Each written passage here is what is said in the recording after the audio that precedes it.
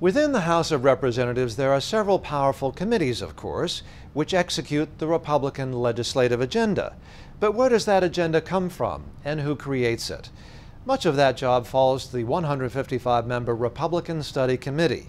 It is a major center of conservative firepower in the House, providing the tools and the research that Republicans need to advance conservative policies. It also serves as the largest forum for House conservatives to hash out the details of legislation, strategy, and tactics.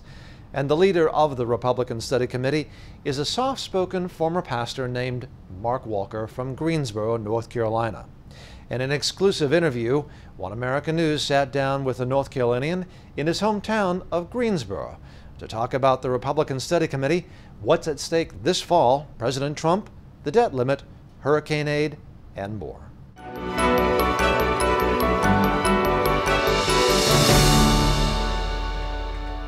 I think over the next 60 to 90 days, the next 2 to 3 months, I believe it will be probably the grading time period for the 115th Congress on whether we succeed or not.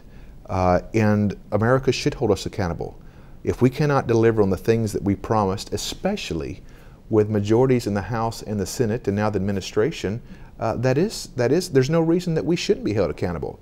And I talked with some of the guys, well, this excuse or that excuse, or, you know, we got the Tuesday group here, or the Freedom Caucus here, and you can't keep making excuses. We're in charge. So you can't go around pointing the finger if you can't get tax reform, if you can't get the rest of the aid appropriations, if we can't pass a budget, if we can't do something in the infrastructure. There's nobody else to blame. Obama left town a year ago almost. So it's very important that we deliver on these promises. Part of that comes back to our leadership to make sure that they stay engaged, to make sure they're able to lead through those tough times. What's at stake? Well, I think the majority of the House is at stake.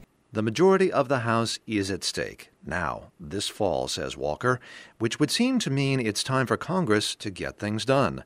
Although Walker is quick to remind anyone who will listen about conservative victories in this Congress so far. If you think about what we've already accomplished already, it's certainly not the top liners of tax reform and health care.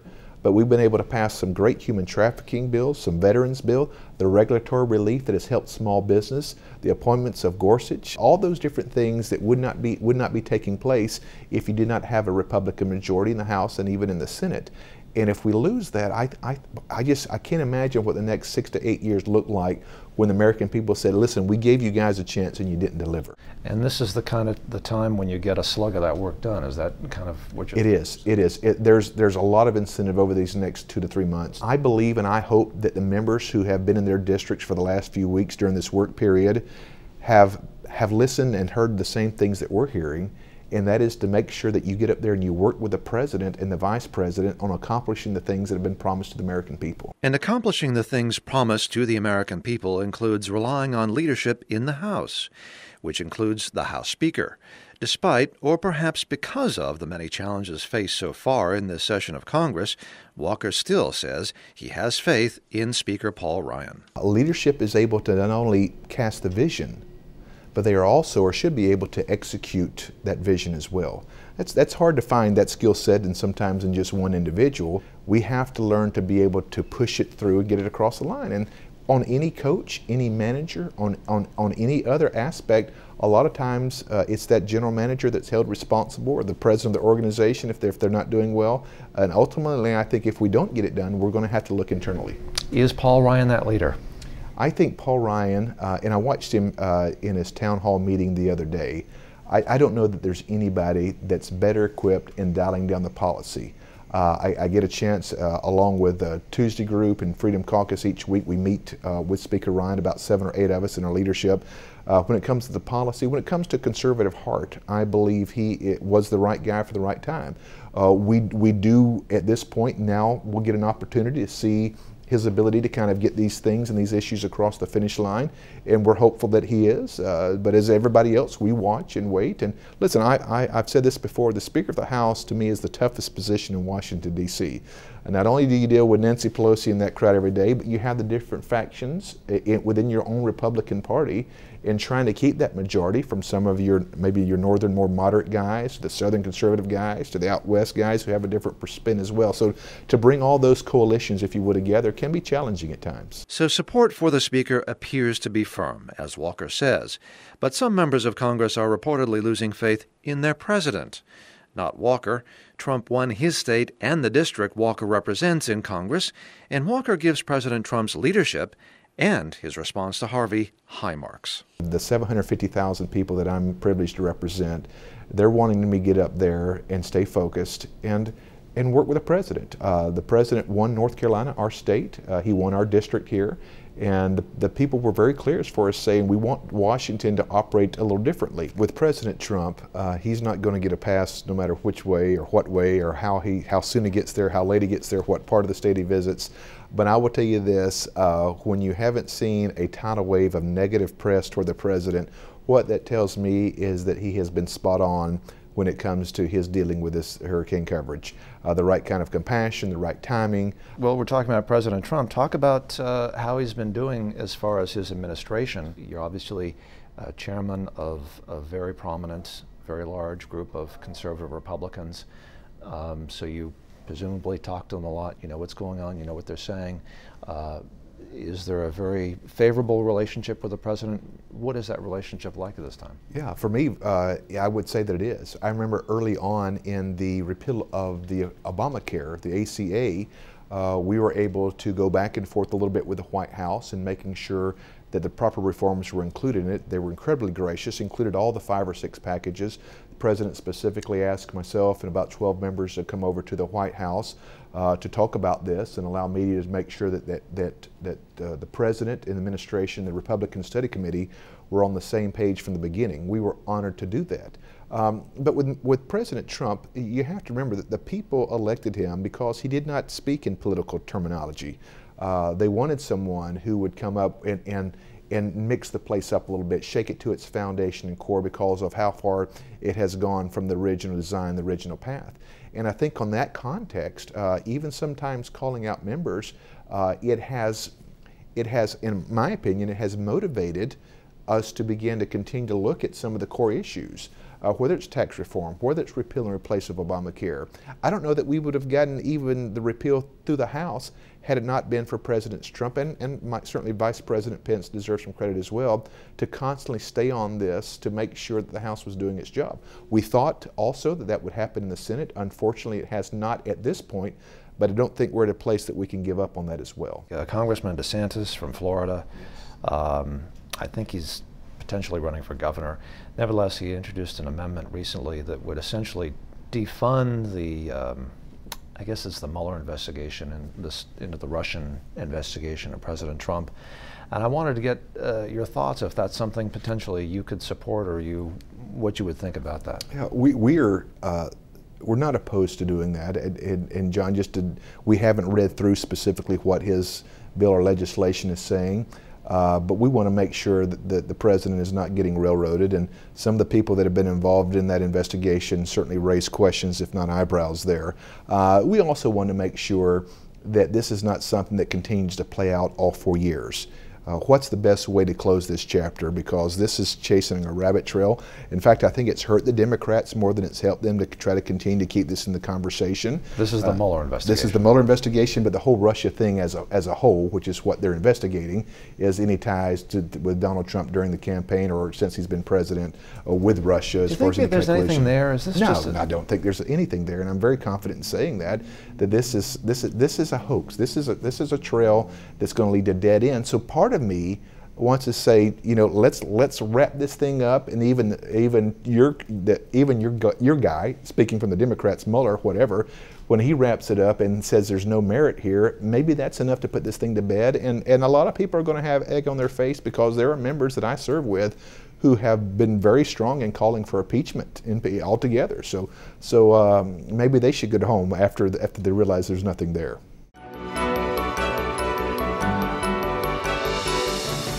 And speaking of President Trump, surprisingly, the president cut a deal with Democrats on the first installment of hurricane aid and for raising the debt ceiling. The move prompted a strong protest from Walker, which was not surprising based on our conversation. When we spoke, Walker indicated misgivings about supporting a debt increase without fiscal conditions attached. Later, Walker remained true to his word. It remains to be seen what the fallout might be amongst conservatives in the House, including the 155 members of Walker's Republican Study Committee. But if Walker is any indication, they seem disinclined to give up their fiscal fight. For 6 or 7 years in a row, members of Congress have been asked basically to look the other way and continue to raise the debt ceiling. Well, those of us who have any kind of concern about fiscal responsibility, that should not be the case. At some point, we're going to have to attach reforms to that debt ceiling. I'll give you the numbers specifically, John. $145,000 per household of debt right now. Well, what's it going to be next year or the year after if we're not willing to say, you know what, if we're going to have to bump the debt ceiling, and we understand the creditor rating and all the different things, the ramification, but if we're going to be put in a position to do that, why not attach reforms to this? Why not make some long-term decisions that bend back that bell curve of debt? FEMA has been budgeted well when it comes to the last several years. We've not had a major storm in nearly a decade. There's a huge responsibility there on making sure those funds are put in there. And I think that we can get it done, provided there's not a ton of pork that's added to this bill.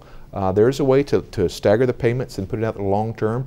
Obviously, I don't think we can be asked to just give a blank check and look the other way, because if you're going to be consistent and you are trying to be conservative when it comes to being a good steward of the taxpayer's dollar, this is a factor as well. But none of these folks have asked for a blank check, and I hope that it doesn't get to that like we saw in Sandy or Katrina, that the emotions, obviously we understand that. You've already referenced myself as a pastor. We do want to be compassionate, but we also have a job to make sure that we're not being frivolous when it comes to the taxpayer dollar. You're a former pastor, and I've always been intrigued about that. And what I wanted to ask you is I guess once you're a pastor, you're always a pastor. Is that right? Some would say that, yes. I would agree with that. So what would you say as a pastor to someone, say in Houston, who's been through this horrible tragedy, where they've lost everything?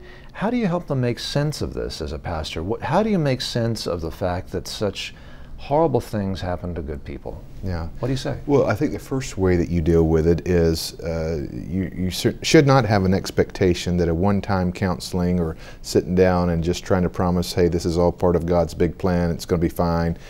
People grieve and deal with loss in different ways and different timelines. I remember the shooting recently in Washington on a Republican baseball team. Some of the guys that evening were immediately okay, some okay the next day, but then 2 or 3 days, some even out a week later, begin to process and internalize this, and having the kind of support, not just the financial things that we can try to do as far as relief packages and etc., but having the emotional and psychological and sometimes spiritual support for these families weeks and months into the process is really, in my opinion, as a former pastor and doing some counseling as well, to be able to offer the kind of solutions that many of these families will need. Because right now, it's so overwhelming. You're just trying to get out with your life, and trying to put all this back together in one setting or one thought process, it can be overwhelming to anyone. But to me, the real hero in all of this is the common man. Guys driving pickup trucks and bass boats to make rescues without any kind of government intervention. And I think as we look back on Harvey at some point, especially coming out of 3 or 4 weeks in Charlottesville, we were able to see what America is all about, and that is genuine love. Instead of an infinitesimal group of idiots acting out in different ways and different manners, to be able to see the backbone of this country come out, and it's been that way throughout history. When we've had times of tragedy and loss, we look out for each other. Being a pastor, of course, means ministering to your parishioners. In this case, when Walker was elected chairman of the Republican Study Committee, his parishioners were suddenly his fellow members of Congress within the RSC. And it is that Republican Study Committee that Walker calls a powerful engine in Congress.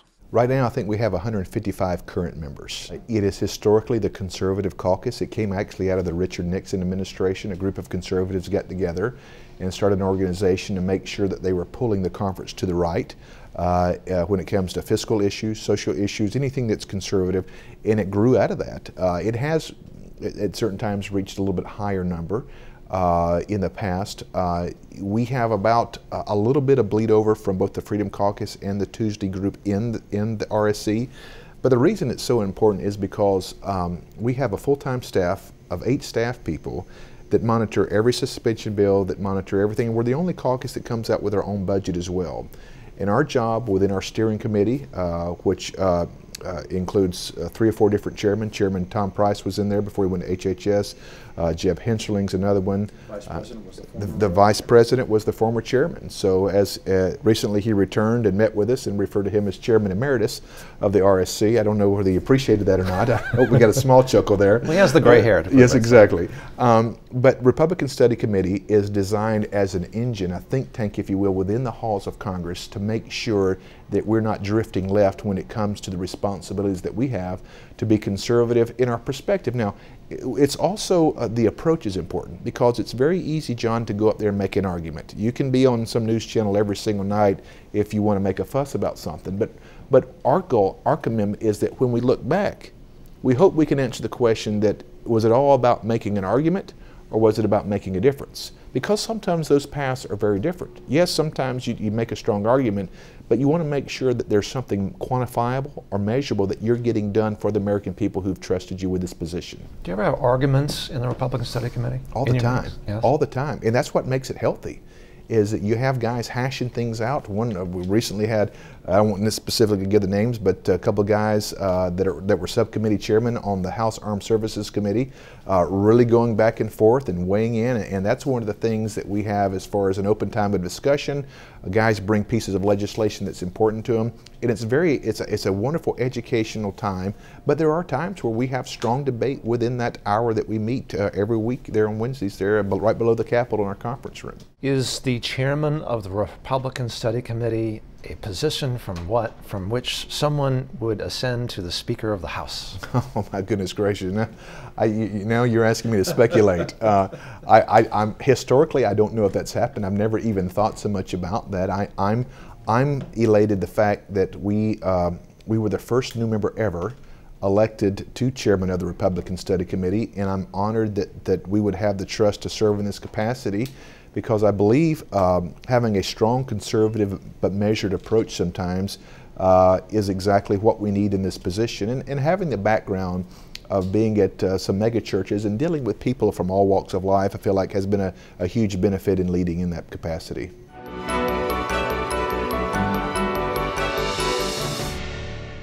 Though he may be used to dealing with people from all walks of life, one group of people Walker will likely avoid are the members of the left-leaning protest group Antifa. In fact, Walker thinks it may be time to give this group a new particular designation. I have no problem labeling them as a domestic terrorist organization. This is Antifa. Antifa, yes. And if you look at somebody that's going out and using terror or violence to reduce one of our amendments, our First Amendment, the freedom of speech, absolutely, under any other situation. And to your question, I believe the Speaker will, and he should, be able to label these folks for who they are and what they're trying to do, and that is to reduce the opportunity for all Americans to go out and talk about some of the things that they believe and hold dear to them.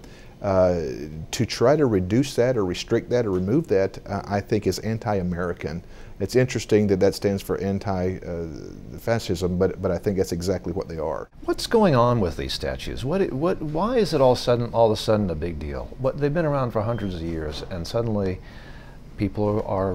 some people appear to be upset. I suspect there may be a majority out there that is not, but what's your sense of what's happening? I think I've seen some of the majority polling do not believe that a lot of these statues should come down.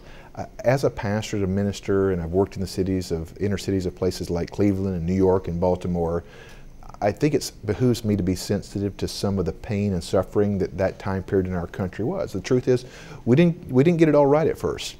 But through our strong faith background and through some of those things, America allows you to prosper more than any other country in the world.